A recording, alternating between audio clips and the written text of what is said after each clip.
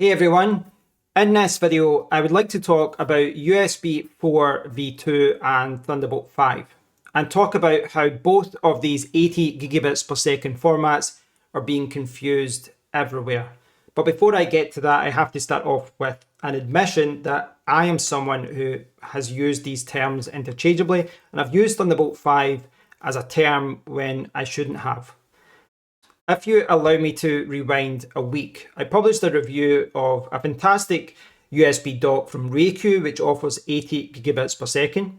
I'm still using it, it's a fantastic dock, and many thanks to everyone who watched the video and left a comment. Earlier today, I received a comment from the user CGW11, who said, really interesting and strange product. RayCue never mentioned Thunderbolt anywhere on their webpage, just abbreviated as TB at the USB-C connector. I didn't see the Thunderbolt flash symbol at the ports or on the cable. Thunderbolt is more expensive than USB and requires approval from Intel. Is this hub recognized as a TB device by the Mac? Or is this, in reality, a USB4 V2 device? So that comment was pinned, but I might steal that pin back to share a link to this video. But many thanks to CGW for raising that issue. In my review of the RayCue dock, I can't recall sharing the system report. And if I did share the system report, I didn't notice that it said, whether it said TB5 or not. I checked earlier today, and when I look at the system report for that dock, it does say the connection is USB4 V2, not Thunderbolt 5. I also checked the system report for the connection to my Acasis enclosures, and those also show the connection as USB4 V2. Again, not Thunderbolt 5. Now, with regards to him saying that it's just abbreviated as TB at the USB-C connector, I looked at the back of the dock and I looked at my footage again, and it does in fact say TB5. So that dock does say Thunderbolt 5 at the back of the dock. But CGW is right. If you look at the sales page for the dock, RayCue at no point mentioned the word Thunderbolt. They're using the term 80 gigabits per second dock everywhere. They're not even using the term USB4 that I can see. So yeah, they're not using that term anywhere.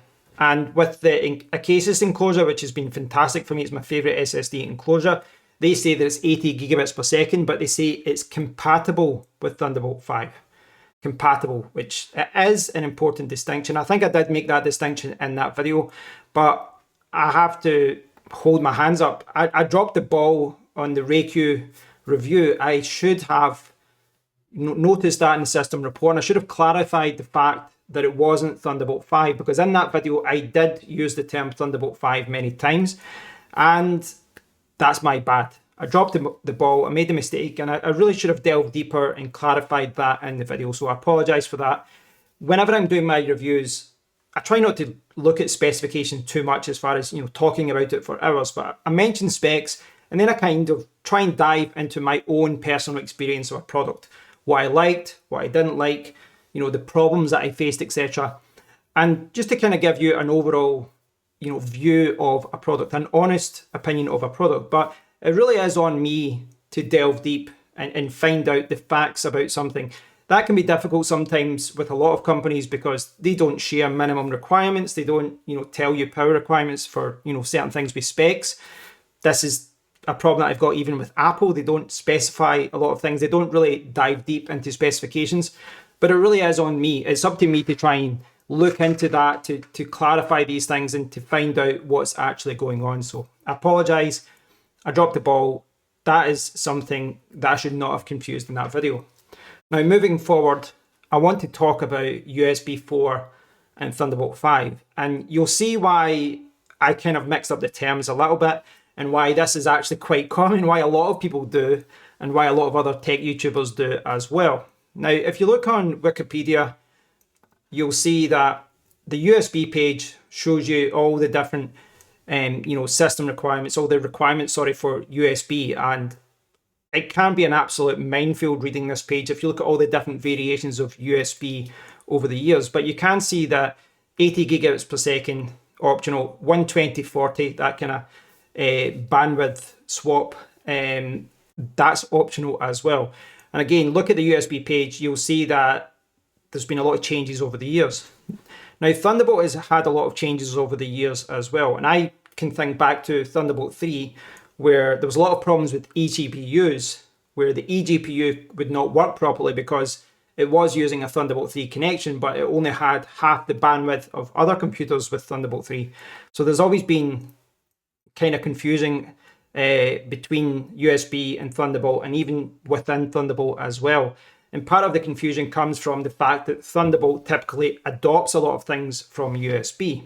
So you can see here Thunderbolt 5 2023, and you can see the full specifications. Now, the first one is one of the most important ones. It says that Thunderbolt 5 supports the latest version of USB4 V2 with the 80 gigabit specification. And what that means is that every Thunderbolt 5 device is effectively a USB4 V2 device as well. It's backwards compatible. But the opposite is not true. Thunderbolt 5 has a lot of additional features here.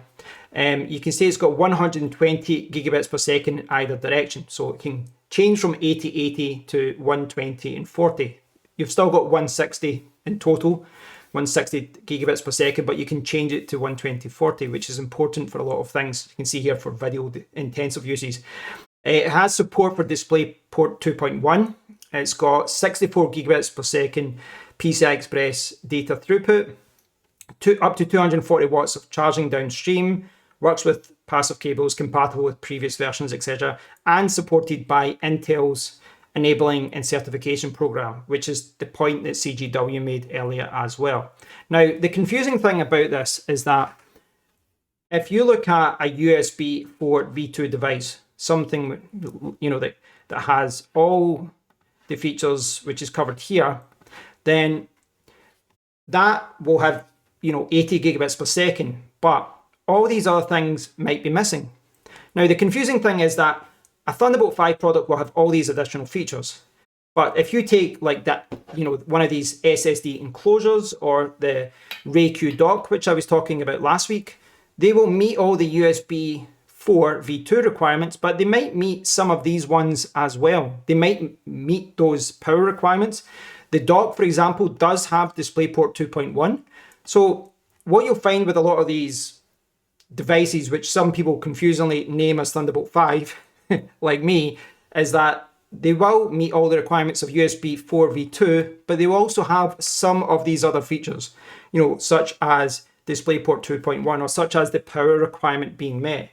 But it is such an important distinction that Thunderbolt 5, all of these things are not optional. These are mandatory, and it sets Thunderbolt 5 it sets it aside as a more performance-based platform. It sets it aside as a more powerful platform than USB4 V2. So it is an important distinction to make, and it's something you have to keep in mind, and it's something I have to keep in mind as well. But just remember, Thunderbolt 5 has everything that USB4 and USB4 V2 offers, but it also ensures that all these additional things are mandatory. Extra power, extra performance, the kind of bandwidth swap as well. All of those things are mandatory. They're not optional. And yeah, there's just something you have to bear in mind. And it's something I have to bear in mind as well in my future reviews. I have to go that extra mile to look into that and make that distinction, because if you're expecting a Thunderbolt 5 device, you're expecting all of these things to be there, all of those additional features, extra power, extra performance. And if you've got a USB4 V2 product, it might be there, it might not. It just, it really comes down to the company that's manufacturing that particular product. So once again, I do apologize for not clarifying that in my previous video. I'm more annoyed at myself. I like to get these things right, but hopefully you guys understand the distinction between them now. You can hopefully understand why I've confused them as well. From my point of view, companies are missing so many specifications, on the official sales pages. So it can be quite hard to see certain things, but this is something I should have checked in the system report. So many thanks to CGW. He made a very good comment, and I will say, just for future use, I will always do my best to get things right in all of my videos. That's always what I want to do as a bare minimum. I want to get the facts right. I don't want to report anything wrong. But if I am wrong, post a comment and I'll reply to it in the comment area. I'll acknowledge it and I'll own up to, you know, if something's wrong, something's wrong. The nature of video means it's not always practical to go back and change things, but it does mean that moving forward, I get things right. So thanks for watching. If you've got any questions or comments, please do post them down below. As always, if you've enjoyed the video, thumbs up, subscribe, all that good stuff. And until next time, take care.